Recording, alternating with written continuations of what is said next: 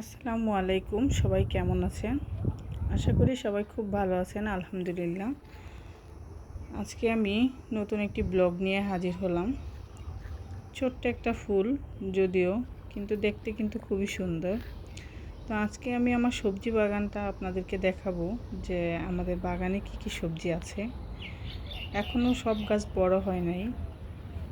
তো এই তো এখানে একটা করলা গাছ উঠছে। তো করলা ধরছে মাশাআল্লাহ। এখনও ছোট ছোট, বড় হয় নাই। বড় হলে অবশ্যই যখন তুলব সবাইকে দেখাবো।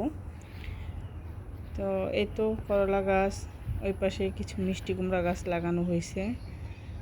সেগুলো একটু হালকা বড় হয়েছে, এখন আর কি বাড়ে নাই। এখানে 3 জায়গায় মিষ্টি কুমড়া গাছ লাগানো আছে। এই পাশে আমাদের কিছু বেগুন গাছ আছে। তো বেগুন হয়েছে মাশাআল্লাহ। রমজানে আমরা বেগুন কিনে খাইতে হয় না আমরা আমাদের ক্ষেতের বেগুন খেয়েছি। আর এখনও আলহামদুলিল্লাহ ভালোই বেগুন হয়। তো আজকে আমি পুরো বাগানটা আপনাদেরকে দেখাবো। যারা এরকম বাগান করতে চান বা ফ্রেশ সবজি খেতে চান, তারা এরকম ছোট্ট করে অল্প জমির উপরে অল্প অল্প করে কিছু গাছ লাগাই নিতে পারেন। তাহলে খুব সুন্দর একটা সবজি বাগান হবে। এখানে কিছু ধনিয়া পাতা আছে। এই গাছগুলো একদম বড় হয়ে গেছে। এগুলো আবার বৃষ্টি পাইলে বিচিগুলো পড়ে আবার হবে। আর এখানে কয়েকটা কাঁচামরিচ গাছ লাগাইছি। তো কাঁচামরিচ 2 ধরনের, একটা হচ্ছে সাদা আর একটা হচ্ছে কালো। আর আরও অনেক কিছু আছে, আমি আপনাদেরকে সব দেখাবো। আর মাশাআল্লাহ অনেক সুন্দর কাঁচামরিচ হয়েছে। চাইলে আপনারা টবেও লাগাইতে পারেন। যাদের ছাদ আছে তারা ছাদে টবে লাগাতে পারেন। তো আমরা এখানে যেহেতু একটু ফাঁকা জায়গা পাইছি, তাই ছোট্ট একটু জায়গার মধ্যে আমরা মোটামুটি সুন্দর করে একটা সবজি বাগান করছি। তো এই তো কাঁচামরিচ, আর ওই পাশে কিছু ভেন্ডি গাছ আছে। ভেন্ডি হয়েছে মাশাআল্লাহ। আমাদের প্রতিদিন হাফ কেজির মতো করে ভেন্ডি ছিঁড়া যায় গাছ থেকে। এই যে ভেন্ডিগুলো আমি আপনাদেরকে দেখাচ্ছি যে আলহামদুলিল্লাহ প্রতিটা গাছে ভেন্ডি হয়েছে। এ পর্যন্ত আমরা বেশ কয়েকদিন ভেন্ডি খেয়েছি।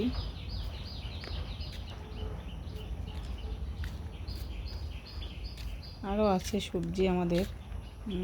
এই তো এই পাশে বরবটি গাছ লাগানো আছে।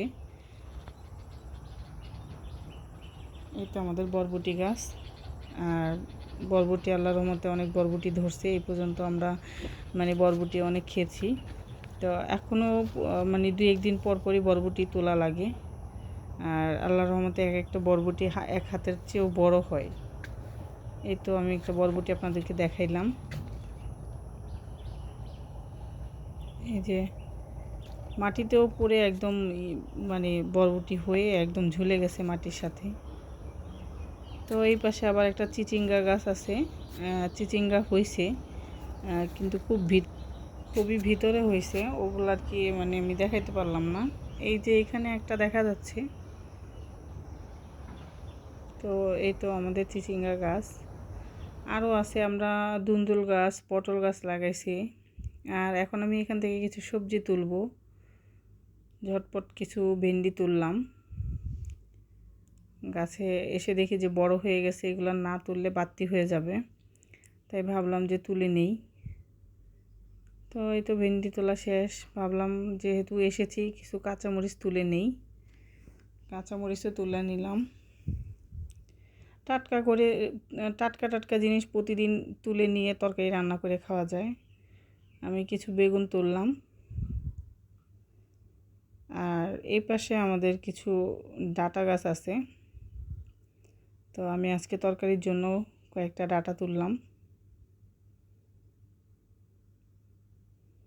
এই তো আমার ডাঁটা তোলা শেষ। ডাঁটার গোড়াগুলো কাটলাম, কাইটা নিব যাতে। আর এখানে একটা আনারস গাছ আছে, এটা হচ্ছে মধুপুরের আনারস।